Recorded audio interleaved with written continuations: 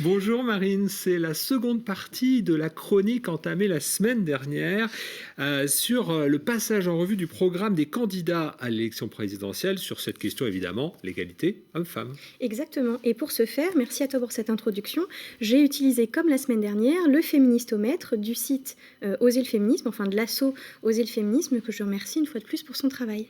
Alors par qui tu commences, Marine, cette semaine? On reste dans l'ordre alphabétique? Absolument, donc Emmanuel Macron, alors de lui on peut dresser avant tout un bilan, un quinquennat placé sous le signe des droits des femmes côté com, mais un refus de soutenir et de développer leurs droits concernant l'IVG, des nominations de personnes accusées de violences sexuelles et de personnes qui les soutiennent d'ailleurs aussi, pendant qu'un de ses ministres, une de ses ministres qui se prétend féministe, soutient le mec accusé de violences sexuelles, faut suivre, et que l'actuel ministre de l'égalité femmes-hommes ne voit pas la plupart des inégalités. Bref, dernier point, quand on se gargarise en meeting de parler de Renaissance et du siècle dit des Lumières, qui sont aussi ceux durant lesquels les femmes ont été pourchassées, où elles ont perdu la majorité de leurs droits, notamment en tant que citoyennes, quand on choisit un slogan de campagne qui reprend à la typographie près celui d'une association hyper engagée, mais qu'on laisse mourir 600 femmes de féminicide en 5 ans, est-ce qu'on peut ensuite venir dire vraiment que son second quinquennat sera de nouveau placé sous le signe de l'égalité femmes-hommes ?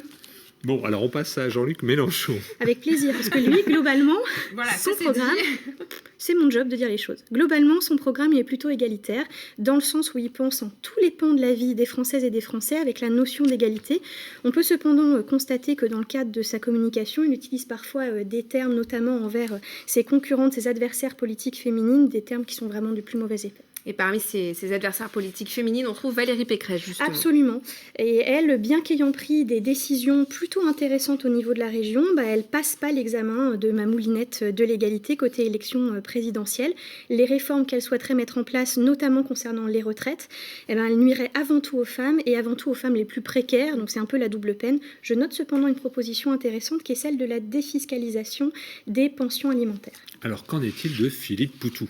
Dans sa communication, le candidat Poutou évoque une France écosocialiste, antiraciste, féministe. Sur le papier, ça me plaît. Son programme, il est écrit de façon plutôt inclusive et il s'est positionné très rapidement pour la parité, notamment en politique, contre la prostitution et en soutien au hashtag MeToo à l'époque. Il est aussi favorable à un remboursement total des parcours de PMA pour toutes et tous et un droit à l'IVG à 24 semaines. On reste à l'extrême gauche avec Fabien Roussel. Oui, alors dans une perspective écoféministe dont j'avais parlé ici déjà, avec son soutien à l'élevage intensif ou à la consommation à outrance de viande, autant dire que Fabien Roussel, il passe dans ma moulinette directe, mais dans une idée plus globale d'égalité femmes-hommes, il a des propositions fortes et sur tous les pans, économie, santé, vie politique et éducation. Alors, best but not least, Éric Zemmour. Tu m'étonnes. Le Z. Travail, famille, patrie, ça vous dit un truc ? J'ai lu la prose du candidat, par ailleurs accusé d'agression sexuelle par 8 femmes actuellement, faut le dire, et puis j'ai lu aussi chacun de ses livres chaque fois qu'ils sont sortis. Alors, on se détend, c'était pour le travail, pas pour le plaisir.